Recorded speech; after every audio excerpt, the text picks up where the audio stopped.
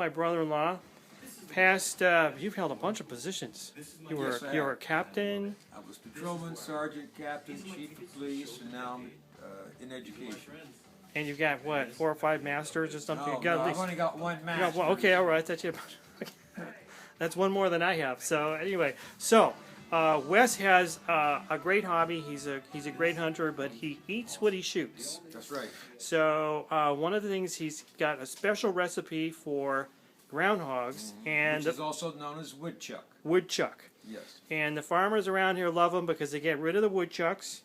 But you grew up shooting and eating these, yes, right? Yes, I grew up that way. Yes. Yeah. So he enjoys eating it because I think you had one neighbor or something that said if you're that hungry to Yeah, if you're ever down to just eating woodchuck again, let me know and I'll buy you some steak.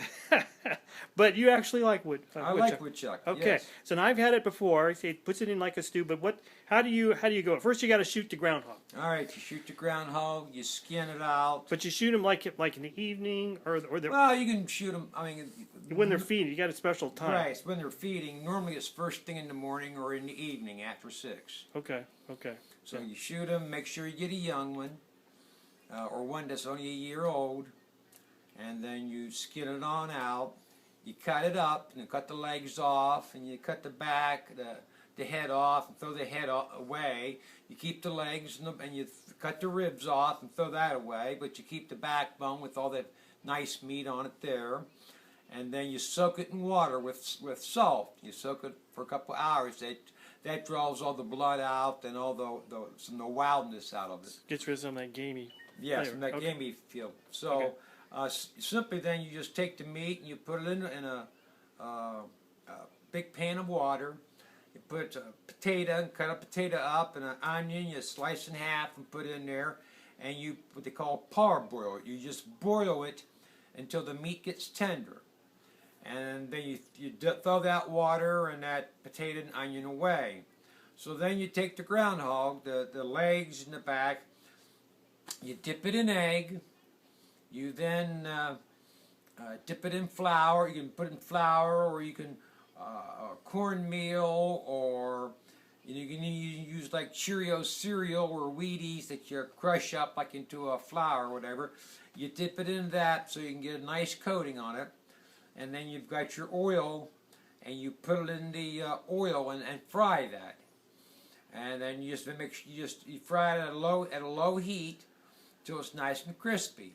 Now you can eat it that way, or you can then take, get an onion, you chop it up, put it in there, get a pepper, red and green pepper, chop that up, put it in, and then you take a can of stewed tomatoes, put that in, and put in some tomato sauce, and you just let that sit and simmer in that sauce and those vegetables for an hour or so.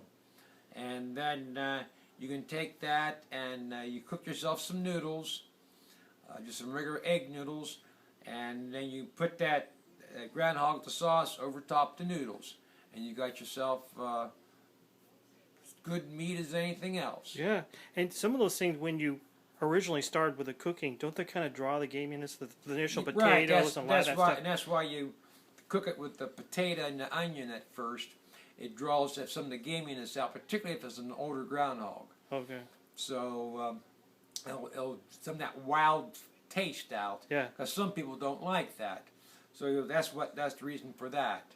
And also with when you first put it in water and let it soak in salt water, draw some of the blood out that's still on it, and it'll take some of that gaminess out of it. Okay. And then one of Wes's favorite things like to shoot deer. One of the favorite things like to hunt are rabbits. So yes, he's got the 2 beagles out there. Yeah. But you can kind of tell her how that goes. Now the dogs scare them out and they run in circles, right? Pretty much. Well, you jump a rabbit and then it'll take off, and if the dogs get on it and if they don't run it too hard and too fast, then the rabbit eventually will just make a big circle and come almost right back to where you jumped the rabbit. So when you jump a rabbit and the dogs chase it, you just stand still.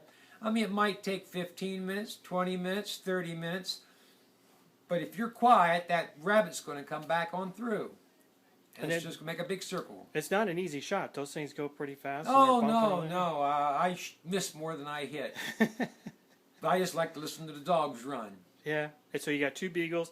And then as far as cooking nose, is it similar? Yes, it's the same. Although I typically, I don't make a sauce. I just like to fry it up in a hot oil and then eat it. Yeah. Tastes like chicken. It tastes good. It's like a sweet chicken, doesn't it? Kind of thing. Yeah. Yeah. And you got to skin, you get that fur off. That's extra protein. Well, yeah, you got to get all the fur off and clean. Make sure the buckshot's off of it so you don't bite down on that. Some people get upset if you leave a little bit of hair on it. But. Yeah. Wes is such a great shot. He just takes the head right there. There's no buckshot. It's just unbelievable. He's good. So anyway, well, thank you, Wes.